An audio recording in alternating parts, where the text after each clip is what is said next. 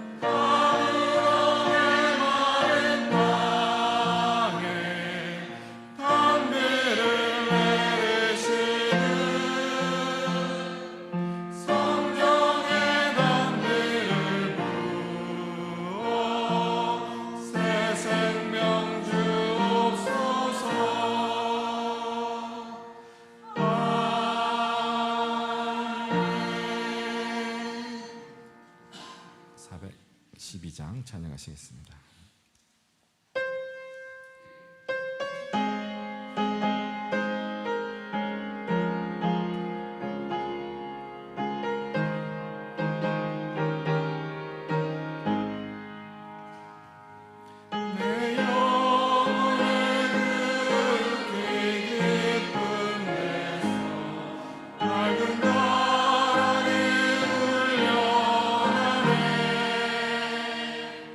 나를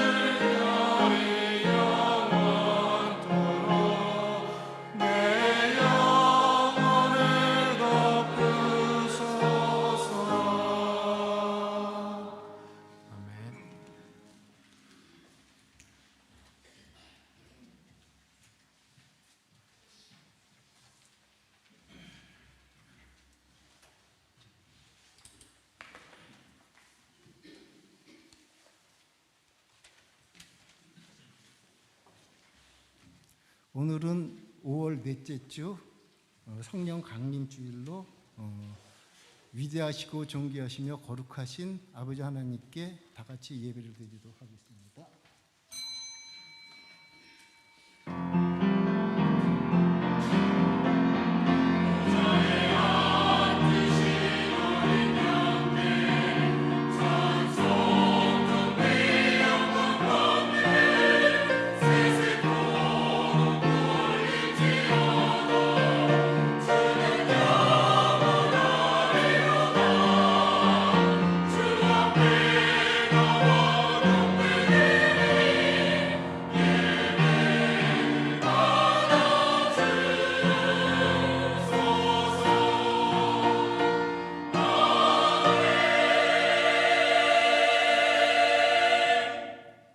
보혜사 곧 아버지께서 내 이름으로 보내실 성령, 그가 너희에게 모든 것을 가르치고 내가 너희에게 말한 모든 것을 생각나게 하리라. 아멘.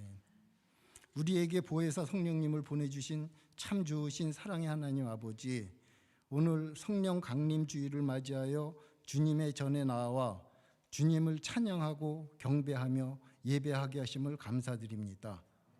성령님이 우리에게 오시면 그가 우리를 모든 진리 가운데로 인도하시고 장래일을 우리에게 알게 하시겠다고 하신 약속을 믿고 따르는 비전의 성도들이 되도록 인도하여 주옵소서. 오늘 예배에 성령님이 함께 하시어 모든 성도들이 성령 충만할 수 있도록 인도하여 주시길 간절히 바라며 예수님의 이름으로 기도드립니다. 아멘.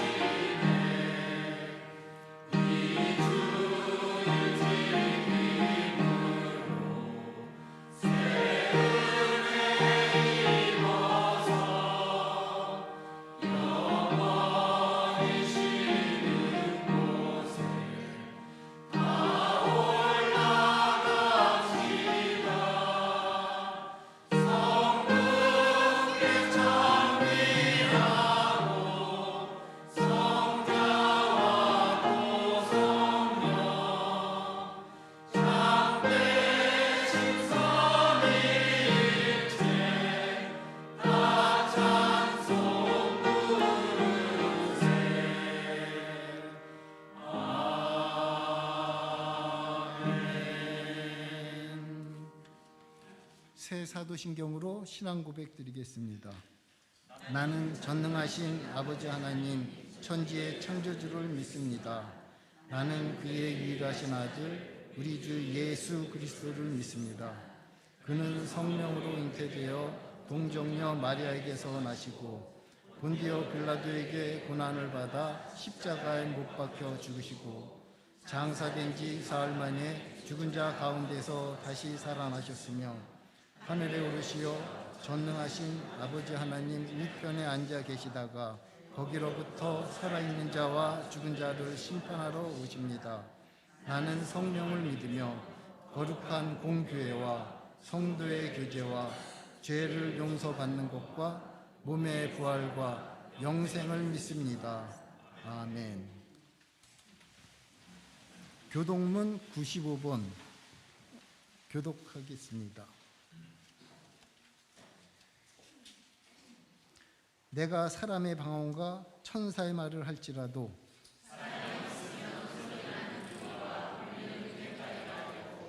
내가 예언하는 능력이 있어 모든 비밀과 모든 지식을 알고 또 산을 옮길 만한 모든 믿음이 있을지라도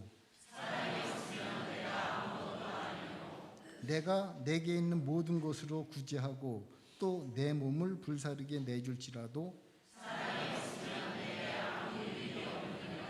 사랑은 오래 참고 사랑은 온유하며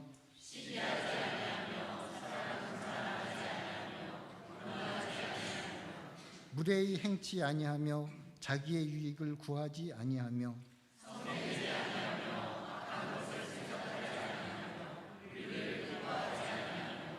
진리와 함께 기뻐하고 모든 것을 참으며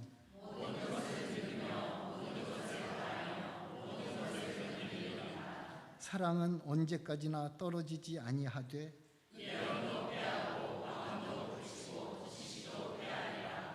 그런즉 믿음, 소망, 사랑 이 세 가지는 항상 있을 것인데 그 중에 제일은 사랑이라. 아멘. 찬송 204장 드리겠습니다.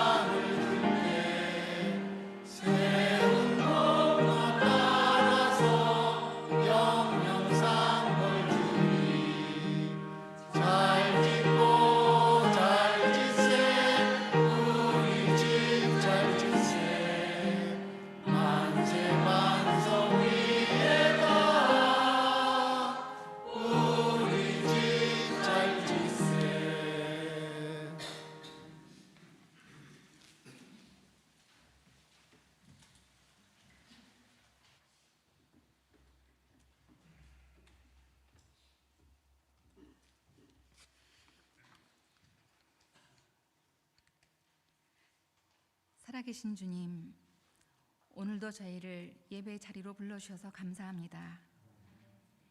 이 시간 예배 가운데 은혜를 베풀어 주셔서 우리를 위해 생명 주신 주님의 사랑을 감사하면서 전심으로 주님을 높이는 예배가 되도록 인도하여 주시옵소서.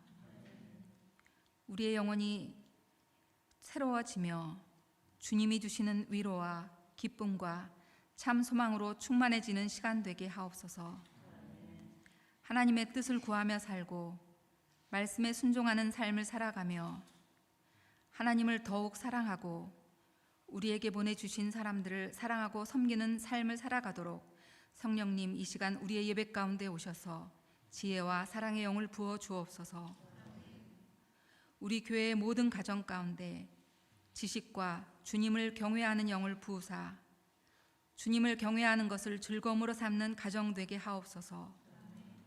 율법을 지키는 일이나 하나님을 섬기는 일이나 하는 일마다 최선을 다함으로 하는 일마다 잘 되는 가정들이 되도록 주님 도와주시고 주님 안에서 늘 건강하고 행복한 가정이 되도록 이 시간 은혜를 베풀어 주옵소서.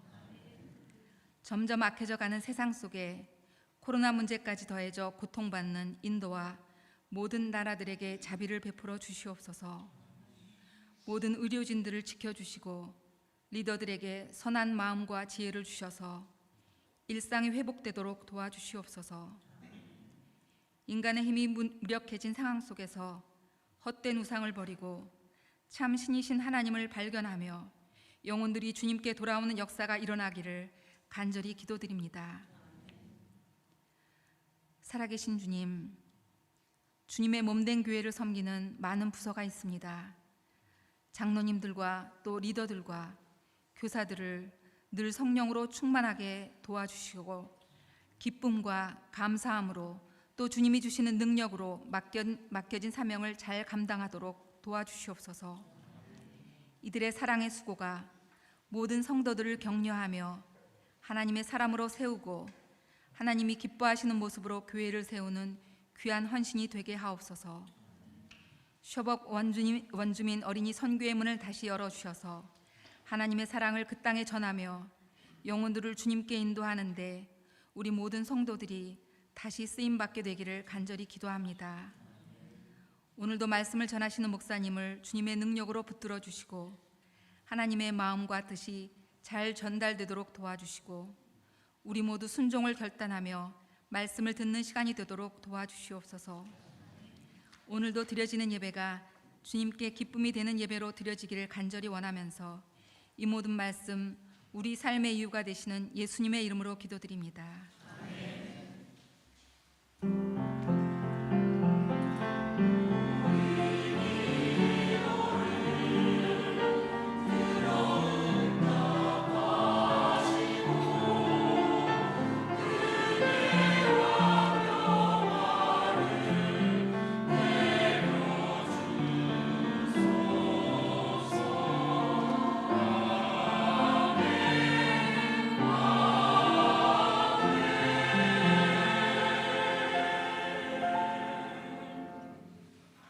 오늘 주일 예배에 참석하신 성도 여러분을 주님의 이름으로 환영합니다.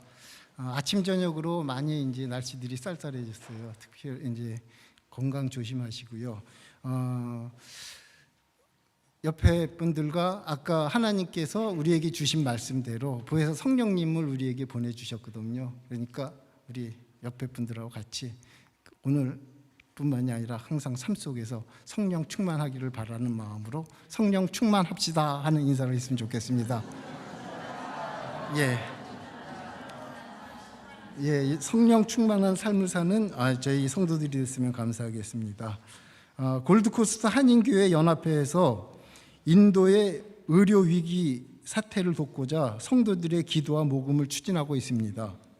5월 30일까지 모금을 하고 있고요. 모아진 기금은 인도의 지구보기 선교사님을 통해서 전달될 예정입니다.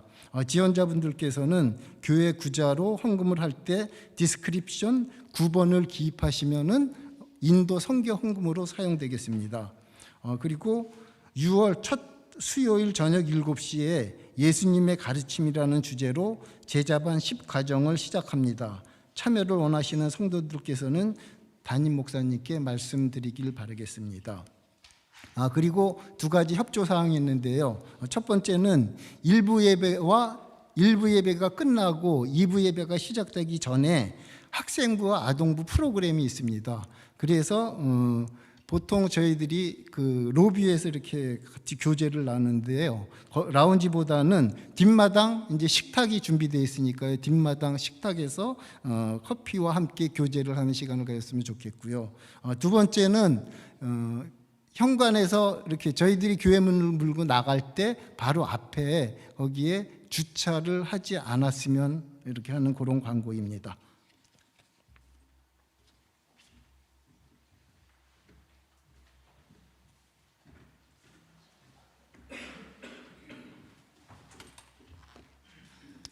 오늘의 말씀은 마태복음 5장 43절에서 48절 말씀입니다. 내 이웃을 사랑하고 내 원수를 미워하여라 하고 말한 것을 너희는 들었다. 그러나 나는 너희에게 말한다. 너희 원수를 사랑하고 너희를 박해하는 사람을 위하여 기도하여라. 그래야만 너희가 하늘에 계신 너희 아버지의 자녀가 될 것이다. 아버지께서는 악한 사람에게나 선한 사람에게나 똑같이 해를 떠오르게 하시고 의로운 사람에게나 불의한 사람에게나 똑같이 비를 내려주신다. 너희를 사랑하는 사람만 너희가 사랑하면 무슨 상을 받겠느냐? 세리도 그만큼은 하지 않느냐? 또 너희가 너희 형제 자매들에게만 인사를 하면서 지내면 남보다 나을 것이 무엇이냐? 이방 사람들도 그만큼은 하지 않느냐? 그러므로 하늘에 계신 너희 아버지께서 완전하신 것 같이 너희도 완전하여라.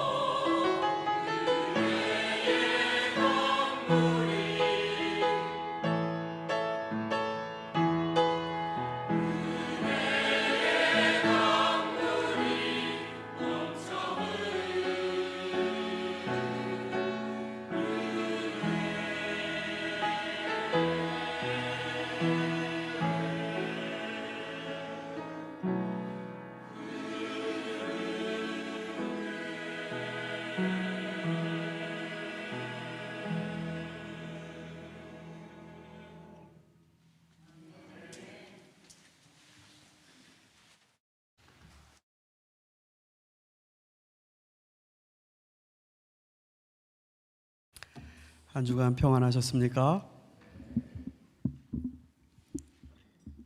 어떻게 일터에서 여러 가지 사업도 그렇고 어렵다는 얘기를 많이 듣는데 여러분의 일터는 어떠셨는지 모르겠습니다. 그러나 어떤 한 주를 살았던 간에 이 시간에 주님이 우리를 다 똑같이 불러주신 이유가 있다 믿습니다. 성도 여러분 모든 마음 가운데 하늘에서 내려오는 참된 평화가 이 시간 가득하시기를 바랍니다. 기도하겠습니다. 주님 감사합니다. 하나님, 지난 것에 연연하지 말게 하시고 우리를 희망과 또 주님이 계획하신 것을 향해 인도하시는 주님의 그 사랑을 바라볼 수 있게 하여 주시옵소서. 주셨던 은혜를 기억지 않게 하시고 나를 인도하실 주님을 바라보게 하시며 실패했던 나에 연연하지 말게 하시고 나를 온전하게 하실 주님을 의지하게 하시고 내가 부족하고 내가 엉망으로 만들었던 삶에 갇히지 말게 하시고 나를 보다 더 나은 사람으로 내가 보다 더 풍성한 인간으로 살아갈 걸 예비해 주시는 하나님을 향해 힘차게 걷는 소망의 성도가 되게 하여 주옵소서. 특별히 각 가정을 기억하여 주십시오. 하나님 고쳐 주십시오. 채워 주십시오. 낡아서 못 쓸 만한 거에 연연치 말게 하시고 그런 것들은 다 잘라버리게 하시고 새롭게 주님 안에서 가정을 사랑할 수 있도록 주님의 새롭게 하시는 은혜를 각 가정마다 채워 주옵소서. 오늘 말씀을 나누려 합니다. 집중할 수 있게 해주셔서 하늘에 계신 우리 아버지의 아버지됨을 배워서 우리 가정들이 참답게 회복되는 역사가 이어지게 해 주옵소서. 예수님의 이름으로 기도를 드립니다. 아멘. 네, 이 가정의 모습들을 5월 한 주간 여러분과 같이 주님 안에서 이제 어떻게 새로운 마음을 가질지 은혜를 나누고 있습니다. 근데 오늘은 하나님이 이루시는 가정, 그러니까 하나님 아버지 되시고 그 자녀인 우리, 이 정말 더 거대한 이 가정, 이 가족, 이거에 대해서 좀 나누려고 합니다. 여러분이 혹시 소유적 인간이냐 혹은 존재형 인간이냐 뭐 이런 얘기 들어보셨을지 모르겠습니다. 이게 좀 단어가 어려워요. 단어가 어렵지만 사실은 뭐 쉬운 얘기입니다. 여러분이 만약에 식사를 하시면요,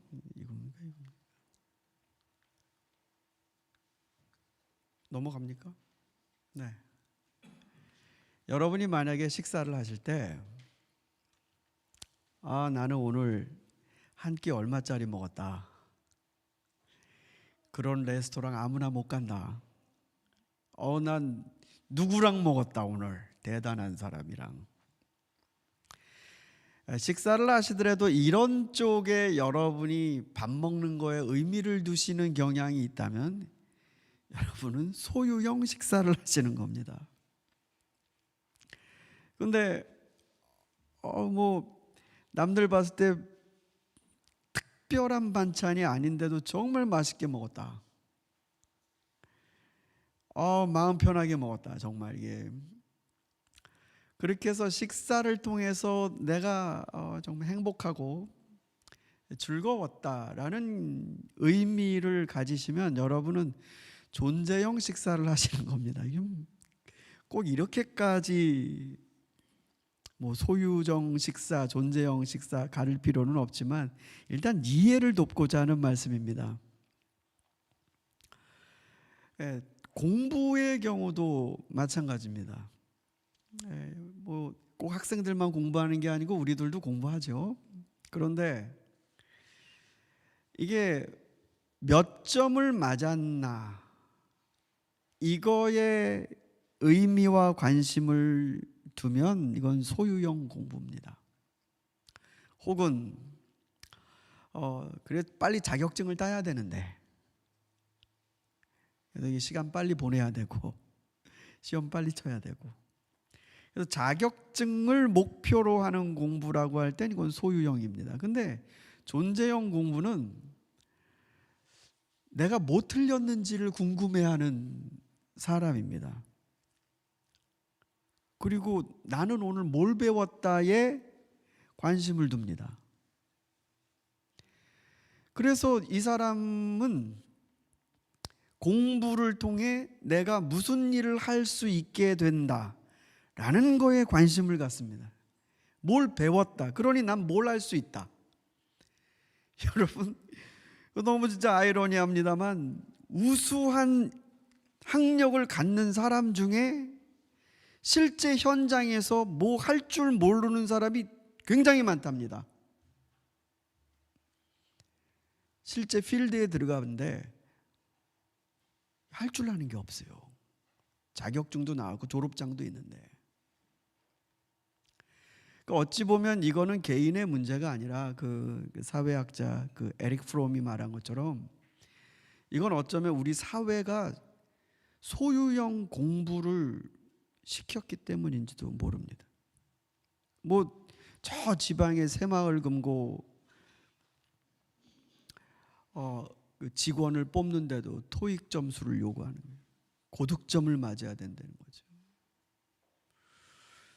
그러니까 어쩌면 사회가 소유형으로 변해가면 우리들의 자녀들 아니 우리들조차도 이 공부라는 것 자체가 뭘 배웠냐 뭘 할 줄 아냐가 아니라 이게 페이퍼에 끝나는 그런 공부로 가게 되는 것이죠. 또 이것뿐만이 아닙니다. 여러분이 가지고 계신 소지품 귀걸이도 하시고 목걸이도 하시고 반지도 끼시고 시계도 차시고 뭐 신발, 옷 소유형 인간은 이런 것들이 나를 값지게 만든다고 생각하는 사람입니다. 그러니까 명품 아주 정말로 공을 많이 들여서요. 요새 진짜 그 다 기계로 재봉질하지 누가 한 땀 한 땀 합니까? 근데 명품은 다르다면서요. 장인이 한 땀 한 땀. 그 장인이 그렇게 정성을 들이고 기술을 이렇게 그야말로 인간의 보통의 경지를 넘는 그런 마음으로 물건을 만들어서 그걸 가지면 내가 장인이 됩니까?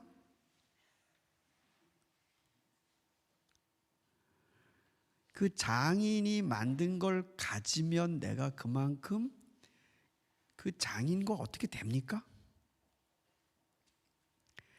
그러니까 비싸거나 그런 물건을 가져서 거기에서 나오는 값어치가 내 됨됨이를 표현하게 만드는 게 소유형 인간의 또 다른 특징입니다.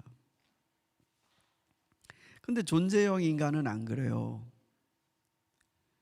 물건이 나를 값지게 만드는 게 아니고 존재형 인간은 자기가 물건을 값지게 만들어요. 비록 몇 가지 집안 살림 없어도 다 이유가 있고 손때가 묻어 있고, 그런 사람은 자기가 아끼는 물건, 그것보다 더 비싸고 좋은 게 와도 대체하기가 참 어렵습니다. 왜냐하면 너무나 많은 이야기와 삶이 같이 섞여 있기 때문에.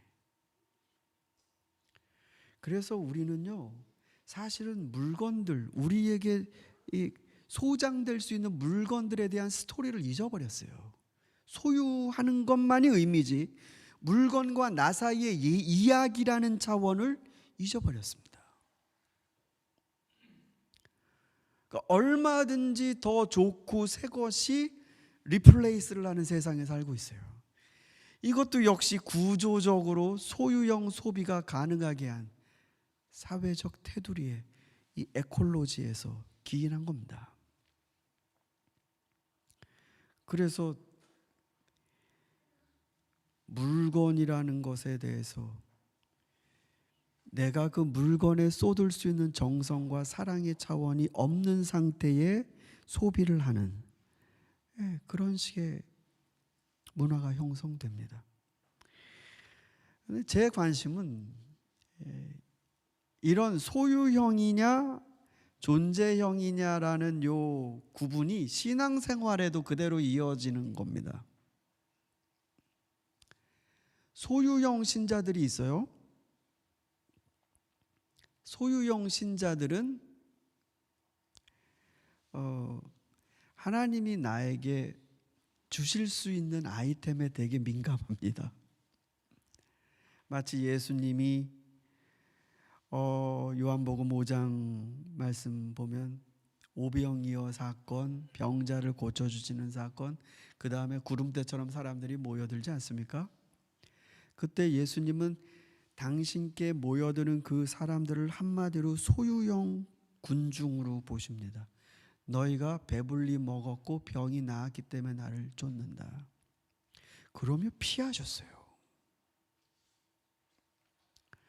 하나님 나 용서해 주셨다. 나 죽으면 천당 간다. 그러니까 이런 아이템이 고정되어 있습니다. 그러니까 이런 수혜받을 수 있는 혜택, 이거를 중심에 놓으면 이 사람은 사실상 발전이 끝난 겁니다.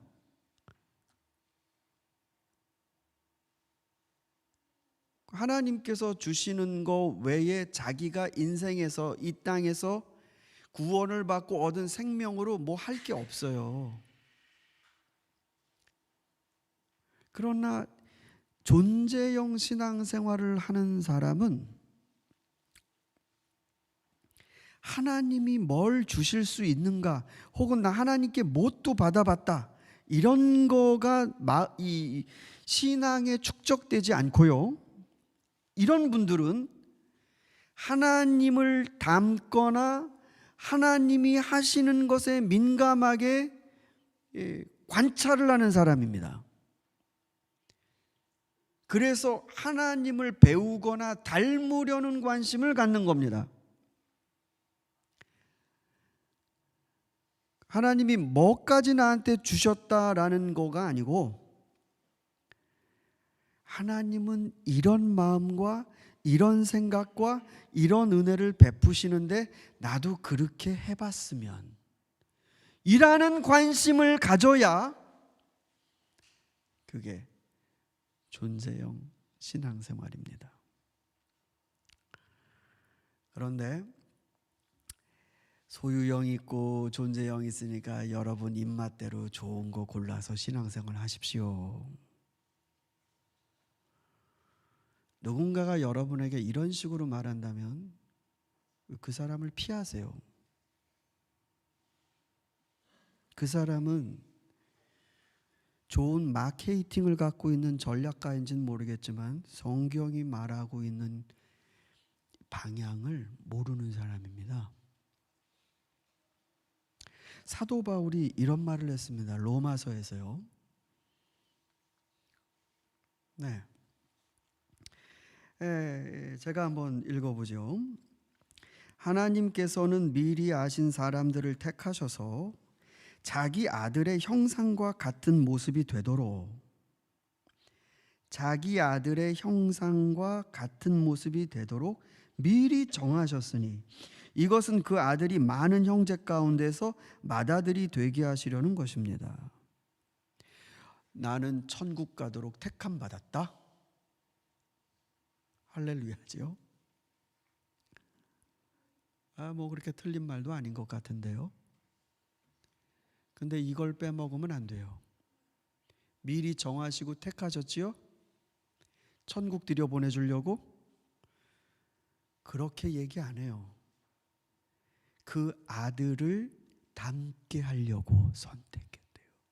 여러분들을 미리 정하시고 선택하신 이유는 죽어도 천국 가게 만들게 하시는 그 하나님의 사후세계의 대책 마련에서 부르신 게 아니고 그의 아들 예수님을 닮게 하시려고 부르셨다라는 거예요. 이게 소유입니까? 존재입니까? 말씀해 보세요. 소유형 신앙이에요? 존재형 신앙이에요? 사도 바울만 이런 말한 거 아니에요? 베드로 사도도 이렇게 말했습니다. 바로 이것을 위하여 여러분은 부르심을 받았습니다. 그리스도께서는 여러분을 위하여 고난을 당하심으로 여러분이 자기의 발자취를 따르게 하시려고 여러분에게 본을 남겨놓으셨습니다. 이걸 위해서 그리스도인이 부름을 받았는데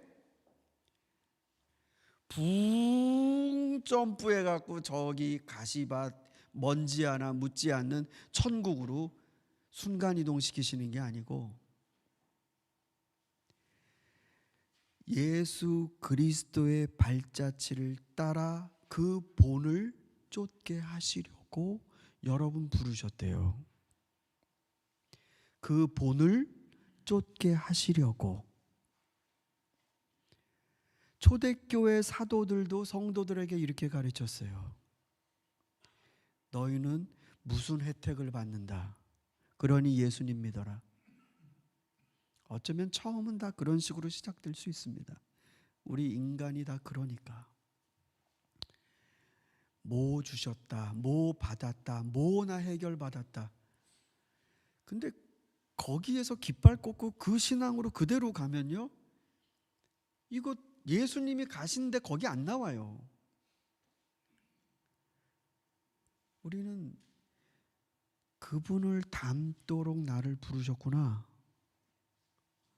예수님이 나를 위해 고난받으셨는데 그래서 내가 구원받았다, 감사하다, 여기서 끝나는 게 아니고 지금 베드로 사도가 얘기하는 건 그분이 가셨던 고난의 발자취 하나하나가 우리들에게 밑거름이라는 겁니다. 밑그림. 거기를 밟고 쫓아오라고. 그 고난조차도. 그러니까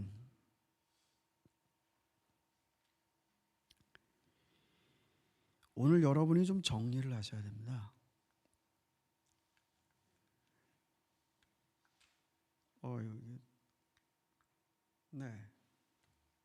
여러분이 오늘 정리를 하셔야 돼요. 오늘 우리가 읽은 본문 말씀에 아버지가 이러이러하시니 너희도 이러이러하라. 여러분의 신앙생활은 소유가 아니고 존재입니다. 아버지를 닮는 거예요.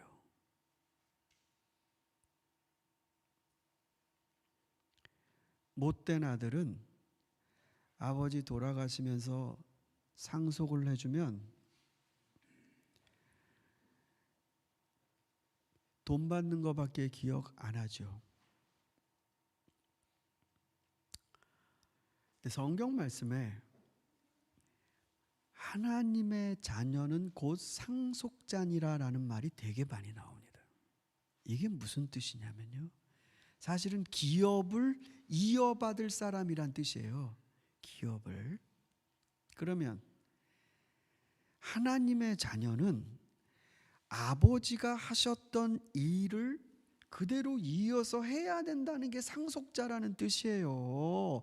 아버지가 나 얼마 물려주셨다라는 게 아니고요.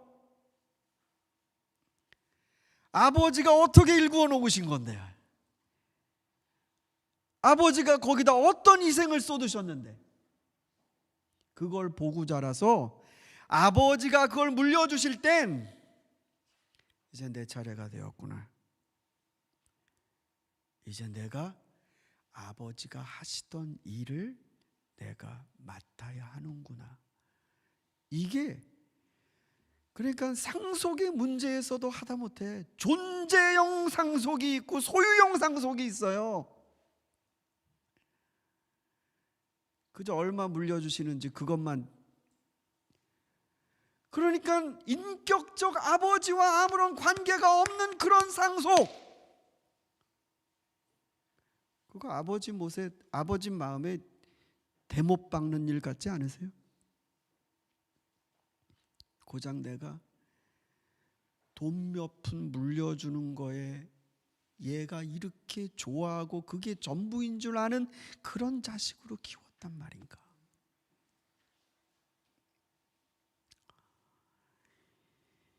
신앙생활에 있어서 성경은 하나님의 자녀를 상속자라고 합니다. 상속자.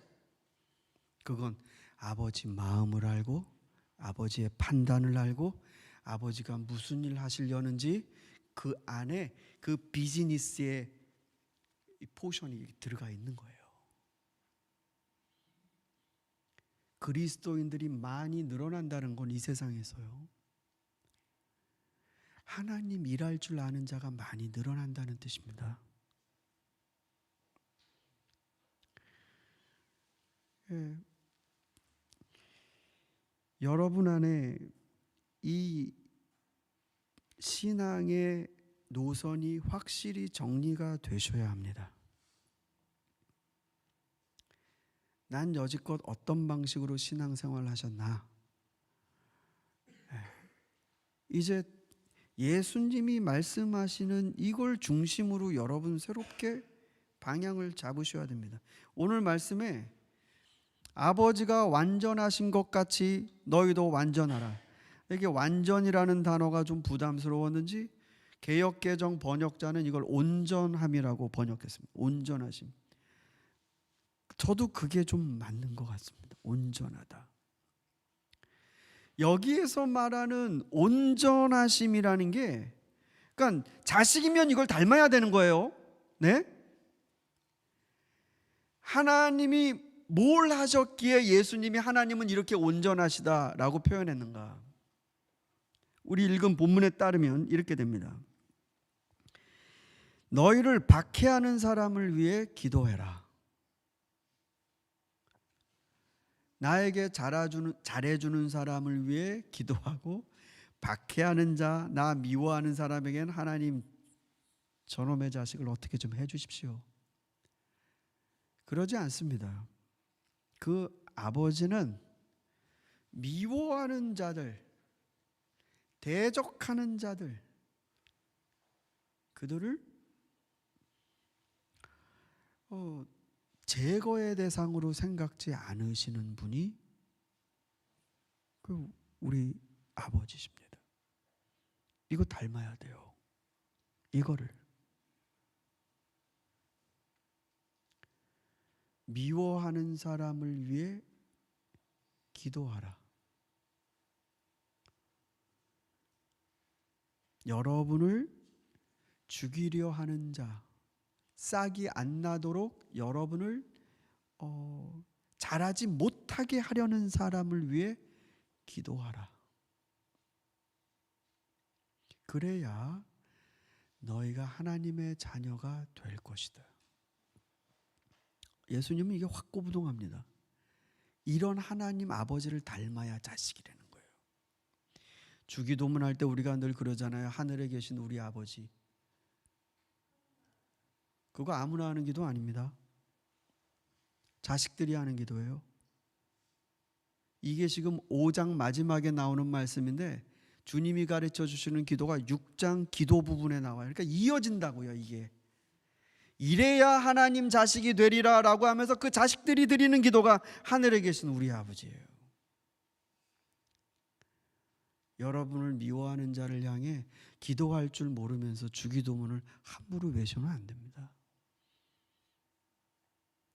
그리고 또 나옵니다. 아버지께서는 악한 사람에게나 선한 사람에게나 똑같이 해를 떠오르게 하신다. 나쁜 놈. 저자가 오늘 사는 건 사회적인 큰 손해라고 생각될 정도로 아주 나쁜 놈. 근데 하나님이 그 집에도 눈부신 아침 햇살이 창가에 찾아가도록 착하게 산 사람들의 햇빛과 똑같은 햇빛으로 그 집을 찾아가세요. 이게 참 많이 불편해요. 나쁜 사람인데 도대체 왜 그러실까? 우리야 능력이 없고 무지하니까 뭘 하지 못한다 할지라도 하나님의 능력과 전지하심에 당연히 좀 속간해 주셔야지. 근데 안 그러신대요. 너희도 이렇게 해야 된다.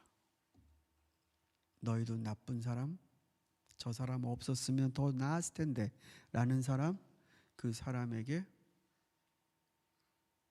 좋은 사람에게 하듯 그렇게 대주어야 한다. 의로운 사람에게나 불의한 사람에게 똑같이 비를 내려주신다. 이런 것들이 하나님의 온전하심이고 너희도 그렇게 해야 된다. 이렇게 말씀해 주셨어요.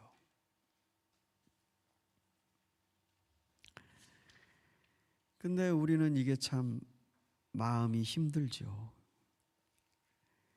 그러니까 여러분 어쩌면 이런 거를 극복 못하니까 그냥 소유형 신앙으로 가는지 모르겠어요. 나 하나님 얼마 주셨으니까 내가 얼마 바칩니다. 하나님 준비하신 은혜 또 주십시오. 주고받고 하는 게 차라리 속 편한지 모르겠어요. 근데 이 닮아야 된다라는 게 내 신앙의 본론이라고 하면 여러분 견적을 다시 내셔야 됩니다. 내가 정말 하나님 자식 맞나? 아버지는 이렇게 하신다는데 아버지는 그랬지만 나는 다르지 않나? 그러려면 주님이 왜 이렇게 말씀하세요? 하나님은 이러셨으니까 너희는 그 아버지 그늘 아래에서 편히 쉬어라. 이렇게 하셔야죠. 하나님이 온전하시니 너희도 아버지처럼 온전하라. 이렇게 말씀하시면 안 되죠. 닮아야 돼요.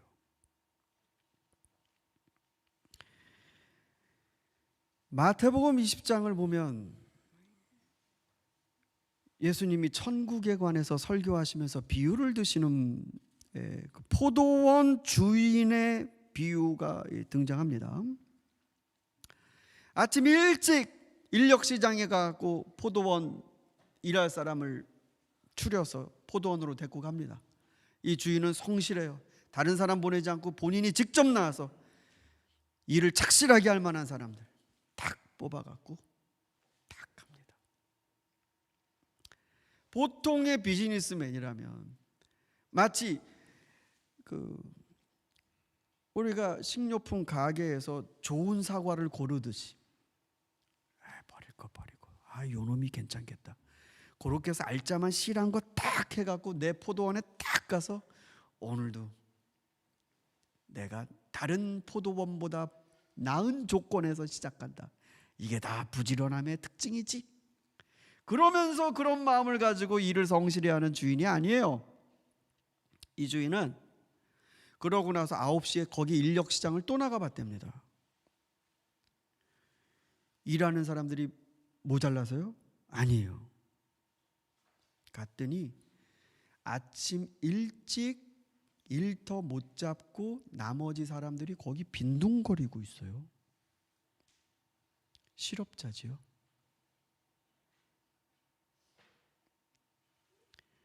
근데 이 주인이 그 실업자들의 그 빈둥거림이 마음에 참 걸렸습니다.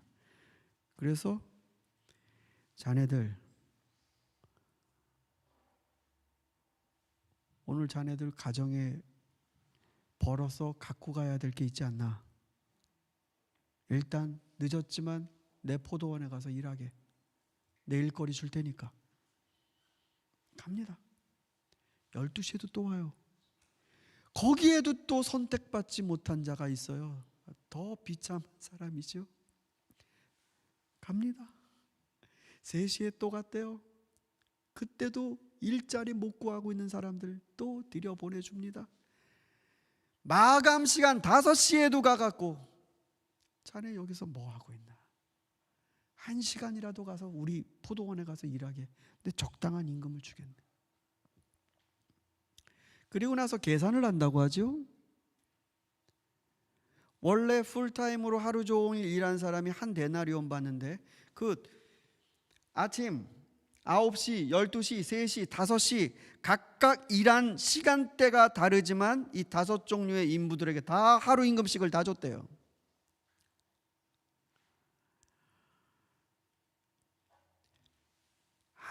하늘나라가 바로 이런 포도원 주인과 같다라고 설명하시는 거예요.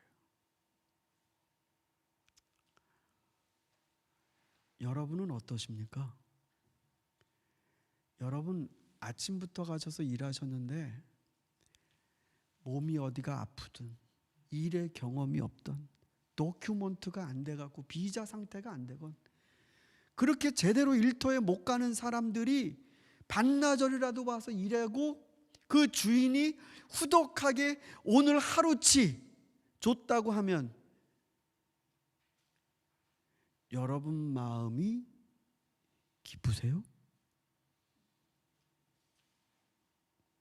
기뻐야 하나님을 닮은 겁니다.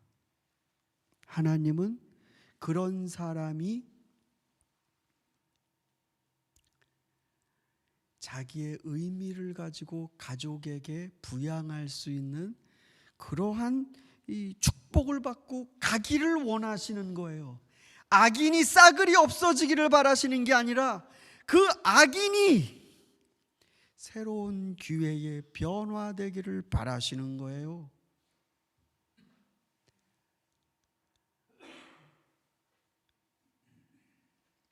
이거를 닮아야 됩니다.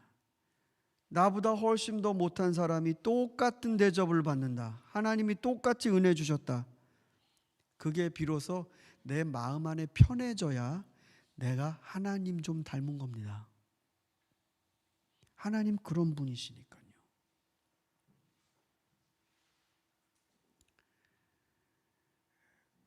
사랑하는 성도 여러분,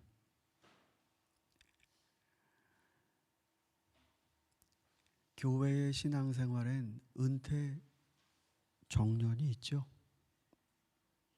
그래서 봉사직이나 재직이나 여기에서 이제 물러나시게 되는 연령이 있습니다. 그런데 신앙생활엔 은퇴가 없어요. 내 호흡이 있는 동안 하나님을 닮아야 되고 하나님을 배워야 되고 하나님 뜻을 깨닫고 이대로 쫓아가려고 하는 이 노력은 은퇴가 없단 말입니다. 이거는 내 살아있는 동안에 끊임없이 실천해야 되는 요구입니다. 하나님 자식이라면. 우리 사랑하는 성도 여러분, 나는 죽어도 다시 살아 하나님 영원하신 나라에 갈 수 있다. 할렐루야. 그런데 하나님 닮은 자식으로서 가야 되지 않겠습니까? 너희의 하늘 아버지께서 이러하시니 너희도 그러하라. 이게 신앙생활의 목표가 되어야 되지 않겠습니까? 여러분, 주일날 이렇게 한 번씩 와서 예배 드리는 걸로 돼요? 기도는 주중에 언제 한번 따로 하시긴 합니까? 이래서 여러분이 닮아가는 신앙으로 그리스도의 말씀을 감당하시겠습니까? 한국교회는 굉장히 강한 것 같지만, 그리고 큰 것 같지만 굉장히 허술해졌습니다. 하나님을 닮은, 하나님을 따라하고 배운 이런 신자들이 나와야 합니다. 여러분은 주일에뿐만 아니라 여러분 삶 속에서, 아니 이 말씀, 이 패세이지를 하나를 갖고 한 주간이라도 여러분 미워하는 자들에 대해 하나님 아버지가 하시는 모습을 떠오르며 적용하시고 기도해 주시고, 나보다도 더 기회를 못 가진 사람들이 잘 되기를 바라고, 아니 나보다 더 높게 되기를 바라고, 저게 하나님의 기쁨이시라면 우리는 바이러스 걱정 없지요? 그럼 우리는 하나님 은혜로, 야, 우린 정말 축복받았다. 지금 마스크 안 쓰고 이렇게 비즈니스하고 하고 싶은 거 하고 이런 데가 지금 어디 있나? 이게 소유형 마음이에요. 존재형 신자는 그런 생각 안 해요. 하나님 어딜 보고 계시겠어요? 그 안전함에 들어가지 못하여 비참함에 있는 사람들, 하나님께 배운 자식이라면 다른 사람은 저런데 우리는 축복해 주, 이런 말 못합니다. 저와 여러분의 신앙은 이렇게 내가 얼마만큼 많이 받았나, 얼마만큼 축복된가, 이걸로 계산되는 사람들이 아니라 하나님을 닮은 신자들, 하나님이 그들에게도 햇볕을 주시는 마음을 이해한 신자들로 우리 아버지께 기쁨이 되는 자식들 되기를 소망합니다. 기도하겠습니다.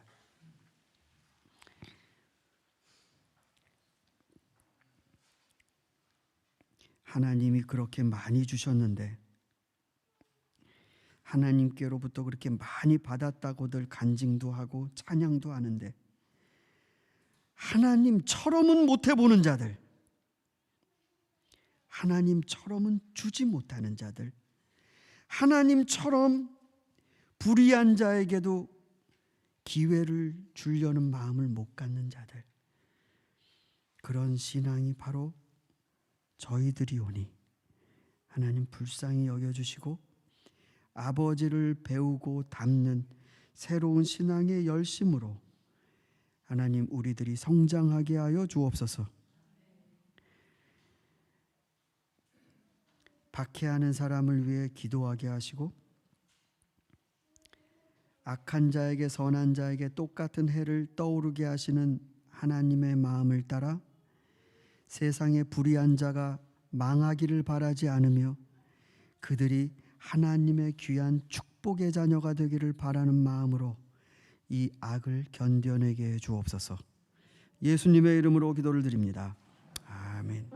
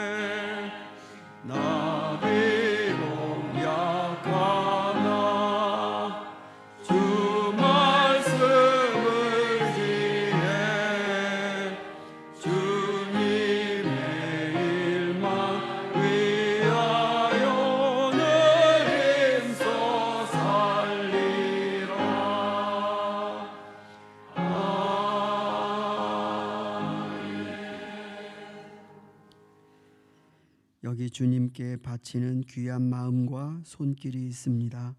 주님 보아 주시옵소서. 우리가 어떻게 살았는지도 다 알고 계시며 우리가 어떻게 모은 재물인지도 주님 다 알고 계십니다. 주님, 부족한 삶이 있다면 주께서 채워주시고, 또 버려야 될 삶의 모습이 있다면 하나님 물질을 따라가지 말게 하시고 마음에 버릴 수 있는 용기도 주시옵소서. 하나님 닮는 자녀들이 되게 해 주십시오. 하나님 풍성하시니 주님의 성도들도 풍성케 해 주시옵소서. 하나님이 그거를 또한 풍성히 내어주시니 주님의 자녀된 성도들도 풍성히 내어주게 해 주시옵소서. 살아가는 동안에 많이 모았다는 게 자랑이 아니고 하나님을 많이 배우고 하나님을 많이 따라했다라는 게 우리들의 자랑이 되게 해 주옵소서. 그것을 위해 한 주간 새로운 힘으로 결단으로 건강으로 살아갈 수 있도록 각 가정과 그 일터 위에 주님의 은혜를 가득 채워 주옵소서. 예수님의 이름으로 기도드립니다. 아멘.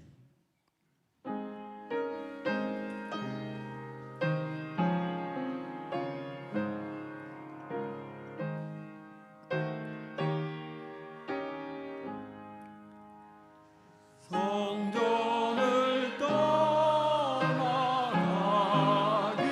전 머리를 숙일 때 주께서 함께 계시고 복 내려주소서.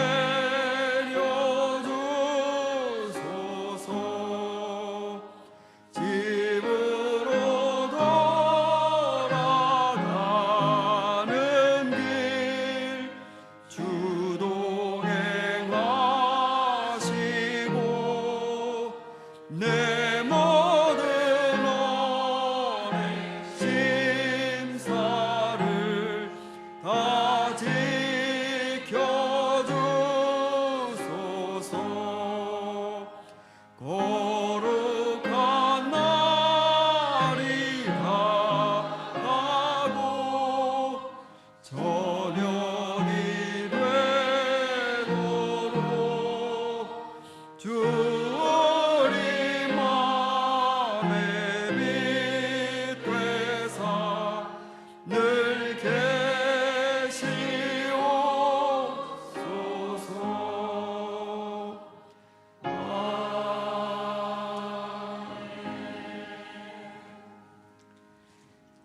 지금은 우리 주 예수 그리스도의 은혜와 하나님의 사랑과 성령의 감동하시고 인도하시고 충만하시고 교통하심이 하나님의 말씀, 하나님의 사랑, 하나님의 본을 마음에 품은 모든 자녀들 위해 지금부터 영원토록 함께 하실지어다.